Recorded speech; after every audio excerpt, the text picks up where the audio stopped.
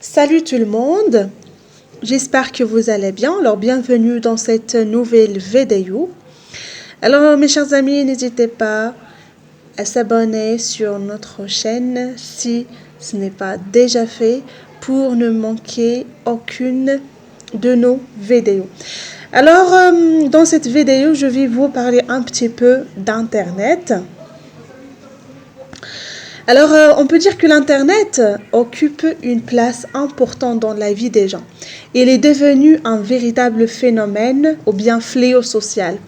Pourtant, il suscite les appréhensions de certains parents et éducateurs.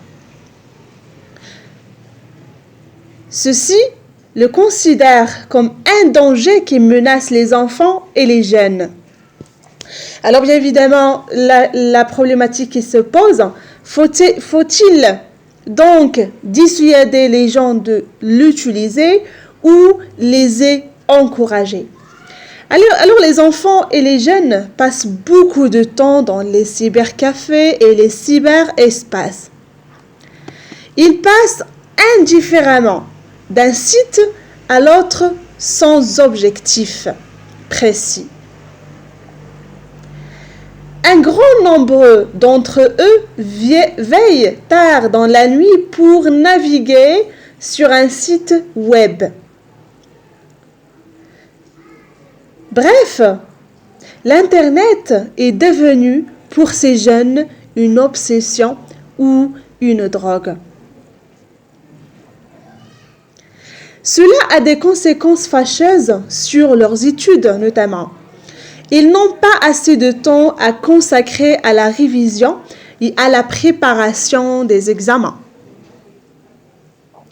Les jeunes ne lisent pratiquement plus. L'Internet s'est transformé pour eux en une sorte de panacée. La solution à tous les problèmes. Lorsque le professeur les charge de faire un travail ou une recherche sur un sujet déterminé, ils se ruent vers l'Internet et impriment intégralement le document. Du coup, ils ne font pas l'effort de le lire ou bien de sélectionner les informations et de les synthétiser. En d'autres termes, l'Internet incite à la paresse intellectuelle.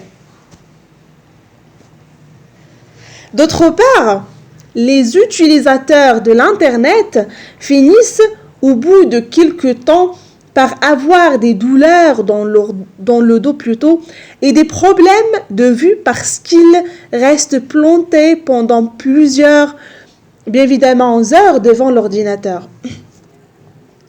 Mais la critique la plus importante qui est adressée à l'Internet est celle qui concerne l'influence négative de certains sites sur les mœurs des enfants et des jeunes.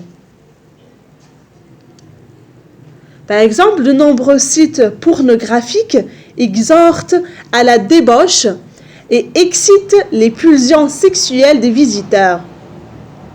Cette licence est de nature à créer des troubles psychiques chez les adolescents et à les encourager à des pratiques sexuelles anormales et maladives.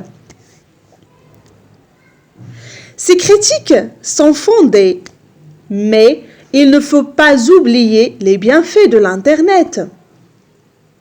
Tout d'abord, il constitue une source d'information inestimable. C'est un moyen d'instruction qu'on pourra utiliser dans le but d'améliorer le niveau des élèves qui ont des problèmes à l'école.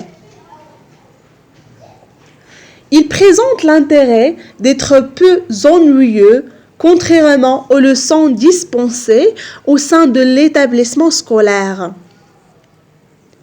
L'élève, ou bien enfant ou jeune, apprend à être autonome, C'est-à-dire l'Internet ou bien les technologies de l'information et de la communication font apprendre aux élèves d'être autonomes et d'apprendre à leur rythme. Il n'a pas besoin de l'assistance de son professeur. Il cherche tout seul les informations. Là, il devient l'acteur de son propre apprentissage. Puis, grâce à un nombre de sites, les utilisateurs peuvent accéder à différents jeux et loisirs sans dépenser beaucoup d'argent. Ainsi, le jeune passe son temps chez lui ou dans un espace public comme le cybercafé où il est protégé de plusieurs dangers tels la drogue et l'alcool. C'est-à-dire parfois ces technologies-là, bien évidemment, sauvent beaucoup de jeunes d'être bien de trouver un refuge dans la drogue ou bien dans l'alcool. C'est un passe-temps instructif qui l'empêche d'errer dans les cafés ou les rues où elle est exposée au risque de la délinquance juvénile. Ensuite, l'Internet est un moyen de communication peu coûteux. Il permet aux gens de communiquer entre eux pour échanger des points de vue sur des thèmes et des sujets différents. Cela, bien évidemment, favorise le rapprochement entre les peuples et le dialogue entre les cultures. Enfin, on peut dire que l'Internet joue également un rôle économique non négligeable, c'est-à-dire incontestable. Non seulement elle est un espace où les entreprises peuvent faire la publicité pour leurs produits ou services, mais elles peuvent vendre ces produits et services par le biais de sites spécialisés. Les chômeurs, par exemple, ou bien les chômeurs également peuvent publier leurs demandes d'emploi dans un site internet. Parfois, ils dénichent même un emploi grâce aux offres d'emploi publiées dans les sites web des usines, par exemple, les entreprises, des administrations, des organisations, etc., etc.